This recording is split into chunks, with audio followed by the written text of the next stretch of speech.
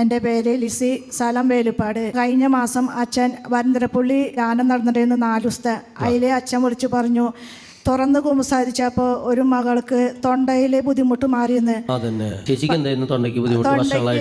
6 വർഷമായിട്ട് വലത്തെ സൈഡിൽ തൊണ്ടയ്ക്കെന്ന് വെച്ചാൽ ഒരു തടിപ്പാണോ എന്താണെന്ന് എനിക്കറിയില്ല, ഒരു ബുദ്ധിമുട്ടായിരുന്നു. ഞാനത് വീട്ടിൽ ആരോടും പറഞ്ഞിട്ടായില്ല, അതങ്ങനെ കൊണ്ടു നടക്കായിരുന്നു.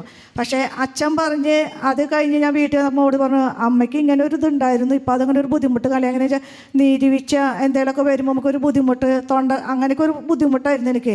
പക്ഷേ ഇപ്പോൾ അതിൻ്റെ ആ ബുദ്ധിമുട്ട് എനിക്ക് മാറി. അത് നല്ല ബുദ്ധിമുട്ടായിരുന്നു, അത് നല്ല ബുദ്ധിമുട്ടായിരുന്നു. ഞാനത് അവസാന ദിവസം വേഗം എടുത്ത് പറഞ്ഞു, തൊണ്ടയ്ക്ക് ശക്തമായ ബുദ്ധിമുട്ട്, വർഷങ്ങളായിട്ടുള്ള ബുദ്ധിമുട്ട്. അത് ഞാൻ ചോദിച്ചു എത്ര വർഷമായി?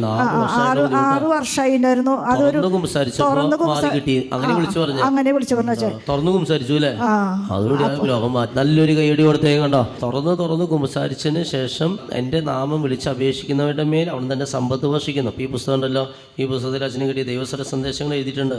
അതിൽ ദൈവസ്വര സന്ദേശം ഇങ്ങനെയാണ്, ദൈവത്തിലെ കുമ്പസാരിച്ചതിന് ശേഷം കർത്താവിൻ്റെ നാമം വിളിച്ചപേക്ഷിക്കുന്നവരുടെ മേൽ അവിടുന്ന് തൻ്റെ സമ്പത്ത് വർഷിക്കും. അതാണ് യാക്കോബ് 5:16 പറയുകയാണ്, നിങ്ങൾക്ക് സൗഖ്യം പ്രാപിക്കുക, നിങ്ങൾ പരസ്പരം പാപങ്ങൾ ഏറ്റുപറയണം, പ്ലസ് പിന്നീട് പ്രാർത്ഥിക്കുക, അപ്പോൾ അത്ഭുതങ്ങൾ സംഭവിക്കും. ഈ ചേച്ചി അങ്ങനെ തുറന്ന് കുമ്പസാരിച്ചു, പ്രാർത്ഥിച്ചു, ആ രോഗം മാറിപ്പോയി. രണ്ടാമത്തത് അച്ഛൻ പറഞ്ഞു, ഗ്യാസ് ബുദ്ധിമുട്ടുള്ളവരൊക്കെ, വയറിന് അസുഖമുള്ളവരൊക്കെ പ്രാർത്ഥിക്കാൻ പറഞ്ഞിരുന്നു.